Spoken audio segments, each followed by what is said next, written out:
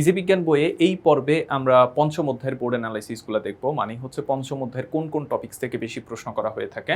এখানে দেখো টাইপ 1-এ আমরা জ্ঞানমূলক প্রশ্নগুলো দিয়েছি, এগুলো কোন কোন বোর্ডে এখান থেকে হচ্ছে জ্ঞানমূলক প্রশ্ন করা হয়েছে। টাইপ 2-তে অনুধাবনমূলক ও সংক্ষিপ্ত প্রশ্ন দিয়েছি, কোন কোন বোর্ডে এখান থেকে এই প্রশ্ন করা হয়েছে সেটা উল্লেখ করেছি।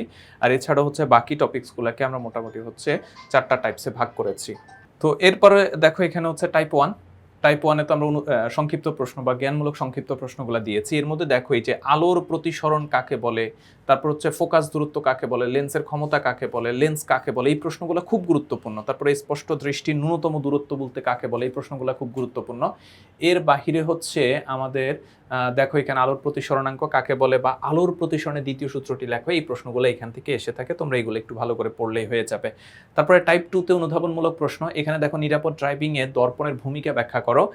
তারপরে হচ্ছে আমাদের এটা কি বলে কাঁচের প্রতিসরণাঙ্ক 1.52 বলতে কি বুঝছো, স্পষ্ট দৃষ্টি ন্যূনতম দূরত্ব ব্যাখ্যা করো। এই যে পাহাড়ি রাস্তার বাঁকে গোলাপি গলীয় দর্পণ ব্যবহার করা হয় কেন, পাহাড়ি রাস্তার বাঁকে এই যে এই প্রশ্নটা বা পাহাড়ি রাস্তার বাঁকে হচ্ছে দর্পণ ব্যবহার করা, আয়না ব্যবহার করা হয় কেন, এই প্রশ্নটা অনেক বেশি এসে থাকে। তারপর দেখো একটা প্রশ্ন আছে যে কোন লেন্সের ক্ষমতা +2 ডায়োপ্টার বলতে কি বুঝছো, এটা +2 ডায়োপ্টার দিতে পারে, +3 ডায়োপ্টার দিতে পারে, +1 ডায়োপ্টার দিতে পারে, -2 ডায়োপ্টার দিতে পারে, এরকম বলতে কি বুঝছো, এই প্রশ্নটা আমরা এখান থেকে দেখতে পারি এবং এই প্রশ্নটা খুব গুরুত্বপূর্ণ। এই যে এখানে এই টাইপসের হচ্ছে প্রশ্ন দেওয়া আছে, মোটামুটি এই টাইপসের হচ্ছে জ্ঞানমূলক এবং অনুধাবনমূলক প্রশ্ন করা হয়ে থাকে। আচ্ছা, এরপরে আসো টাইপস 3-এর ক্ষেত্রে। টাইপস 3-এর ক্ষেত্রে হচ্ছে দর্পণের ব্যবহার, এখান থেকে হচ্ছে খুব একটা প্রশ্ন করা হয় না। এখান থেকে হচ্ছে তোমার মোটামুটি 2টা প্রশ্ন দেয়া আছে। তো 2টা প্রশ্নের সৃজনশীলের গ দেয়া আছে, যেটা একটা কুমিল্লা বোর্ড 24-এ এসেছে, কুমিল্লা বোর্ড 23-এ এসেছে। এটা মোটামুটি টাইপস হচ্ছে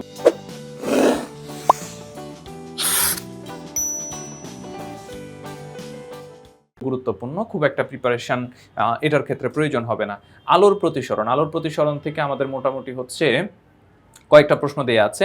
এই একটা প্রশ্ন, 2টা প্রশ্ন, 3টা প্রশ্ন দেয়া আছে, যেগুলো হচ্ছে 20 ঢাকা বোর্ড, চট্টগ্রাম বোর্ড 20, চট্টগ্রাম 24, দিনাজপুর 23, যশোর 25। মানে এখান থেকে খুব একটা প্রশ্ন করা হয় না এবং সব বোর্ড এখান থেকে হচ্ছে টাচ করে না। তার মানে এটা মোটামুটি টাইপস হচ্ছে গুরুত্বপূর্ণ, তবে চট্টগ্রাম বোর্ডের জন্য, দিনাজপুর বোর্ডের জন্য এটা ইম্পর্টেন্ট টপিকস বলা যায় মোটামুটি টাইপস। এরপরে আসো এখান থেকে হচ্ছে টাইপস 5 নিয়ে। এই টাইপস 5-এ কিছু প্রশ্ন আছে এবং এই প্রশ্নগুলো গুরুত্বপূর্ণ। এখানে রিসেন্ট টাইমে প্রশ্ন করা হয়েছে, অনেকগুলো বোর্ড থেকে প্রশ্ন করা হয়েছে। এই যে দেখো প্রশ্নটা ঢাকা বোর্ড 25-এ আসছে, তারপর হচ্ছে বরিশাল বোর্ড 25-এ আসছে, সিলেট বোর্ড 25-এ আসছে, দিনাজপুর বোর্ড 25-এ আসছে, তারপর হচ্ছে রাজশাহী বোর্ড 25-এ আসছে, ঢাকা বোর্ড 24-এ আসছে। তার মানে এই টপিকসটা থেকে হচ্ছে অনেকগুলা বোর্ড টাচ করে। তার মানে এই টাইপসের প্রশ্নগুলো হচ্ছে গুরুত্বপূর্ণ এবং এই প্রশ্নের সলিউশনগুলো একটু ভালো করে দেখে নিবা। এখান থেকে অনেকগুলো প্রশ্ন করা হয়েছে, প্রায় তোমার 15টার মতো হচ্ছে এই টপিকস থেকে প্রশ্ন করা হয়েছে। তাহলে এই টপিকসটা আমরা একটু গুরুত্ব সহকারে দেখব। তারপর টাইপ 6 দেখো চোখের ত্রুটি এবং প্রতিকার, এবং এই টপিকসটাও কিন্তু গুরুত্বপূর্ণ। এটা এই টপিকস থেকেও কিন্তু অনেকগুলা বোর্ডে প্রশ্ন করা হয়ে থাকে এবং অনেকগুলা সালে প্রশ্ন করা হয়েছে।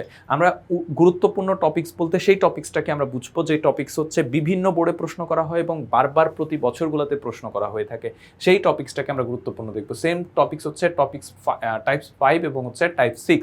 এই 2টা টাইপস হচ্ছে যে এই অধ্যায় থেকে পড়লে মোটামুটি তোমার প্রিপারেশন হয়ে যাবে। যে টাইপ 6 থেকে হচ্ছে যে মোটামুটি আমাদের কাছে প্রায় 17টার মতো প্রশ্ন আছে, না আরো বেশি প্রশ্ন আছে আমাদের এখানে মোটামুটি হচ্ছে দেখো 28টার মতো প্রশ্ন আছে টাইপ 6 থেকে। তার মানে এই টাইপসটা তোমরা বুঝতেই পারতেছো এটা সবচেয়ে ইম্পর্টেন্ট কোন টপিকসটা, এইটা হচ্ছে আমাদের টাইপস 5, চোখের ত্রুটি, প্রতিকার এবং চোখের যত্ন।